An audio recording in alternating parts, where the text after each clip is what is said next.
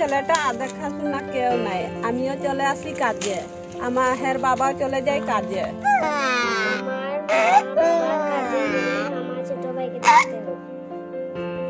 এবং আমাদের স্কুলে অনেক ছাত্রছাত্রী আছে, অনেকেই তারা এই অনুপস্থিত হয়।